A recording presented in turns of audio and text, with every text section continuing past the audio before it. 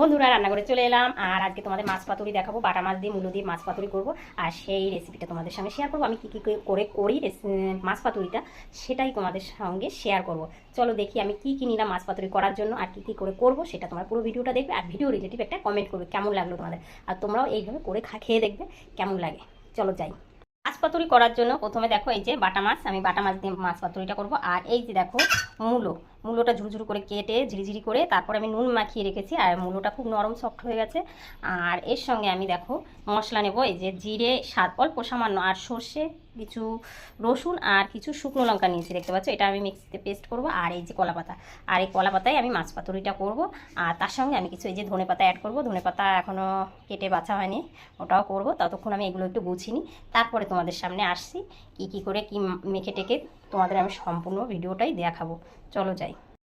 চলে এলাম বন্ধুরা আবার। দেখো আমি মশলাটা করে নিয়েছি এই যে। আর এই দেখো একটু টমেটো কুচিয়ে নিয়েছি। আর এই যে সবই তোমরা দেখতে পাচ্ছ। চলো আমি এবার এটাকে পুরোটা মাখবো সব কিছু দিয়েই। তারপরে দেখো আমি সবটাই ঢেলে দিচ্ছি। পুরো এই যে দেখো ধনে পাতা কুচিয়ে রেখেছি, আর এই মশলা লবণ হলুদ দিয়ে তারপরে আমি সবটা মাখবো। দেখো বন্ধুরা আমি সব কিছু দিয়ে দিয়েছি। দেখো লবণ হলুদ, আর এই যে দেখো আমি সর্ষের তেল দিয়ে দেবো, অনেকটাই সর্ষের তেল আমার লাগবে। আর এটা আমি ভালো করে মেখে তারপরে আবার তোমাদের সামনে আসছি, তোমরা একটু দেখো। আর এই দেখো আমি একটু পাতায় তেল মাখিয়ে নেব। এই যে পাতায় অল্প তেল দেবো, তেলটা দিয়ে আমি ভালো করে মেখে, একটু বড় পাতা জায়গাটা না হলে হবে না, কারণ আমার অনেকটা, আমাদের ঘরে সবাই ভালো খায় এটা, যার জন্য আমার একটু বেশি করে করতে হয়। আর এই দেখো আমি পুরোটা মেখে নিয়েছি। আমি এটা ভালো করে এখন সাজাবো, সাজিয়ে তারপরে তোমাদের সামনে আমি দেখাবো।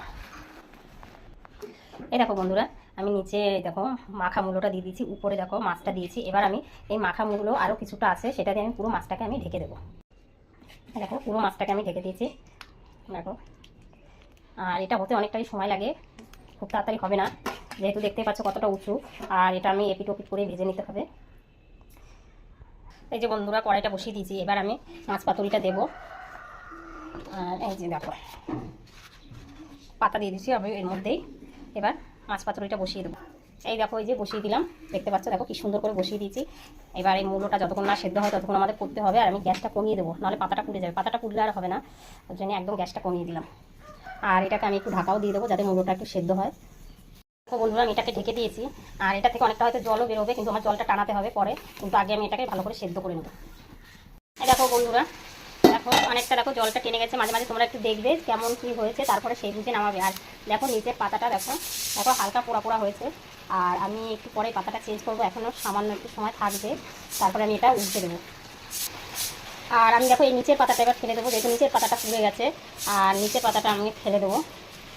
এই দেখো দেখো নিচের পাতাটা পুড়ে গেছে, এটাকে আমি ফেলে দিলাম। আর এখন এটা একটু সময় হোক, তারপরে আমি এটাকে উল্টে দেবো। দেখো বন্ধু আমি এবার এইটাকে কী করে উল্টাই তোমাদের সেটা শেয়ার করবো। আর এই যে দেখতে পাচ্ছ তেল মাখিয়ে নিয়েছি পাতা, যেহেতু আমি ভিডিও করছি আর ক্যামেরা ধরছি, তো কিন্তু আমার তোমাদের গ্যাসটা আমার প্রবলেম হচ্ছে। আর এটাকে দেখো আমি কীভাবে উল্টাই, এটাকে আমি এড করে নিয়ে যাবো। আর এটার আমার পাতার নিচটা হয়ে গেছে। আর এটাকে আমি উল্টাবো, দেখো সেম একই রকম হবে। এটা একটা ওটাতে ট্রান্সফার করে দেবো। দেখো আর একটা দেখো এটাকে আমি এইভাবে এই যে উল্টে দিলাম।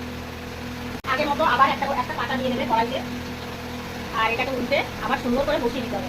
দেখো আমার এটা হয়ে গেছে। এই কাজটা তোমাদের দেখাতে অসুবিধা হচ্ছে, দেখুন এটাকে আমি কাছিয়ে এটার মধ্যে দিয়ে দেবো। আর এই পাতাটা ধরে আমি আবার বসিয়ে দেবো। এই দেখো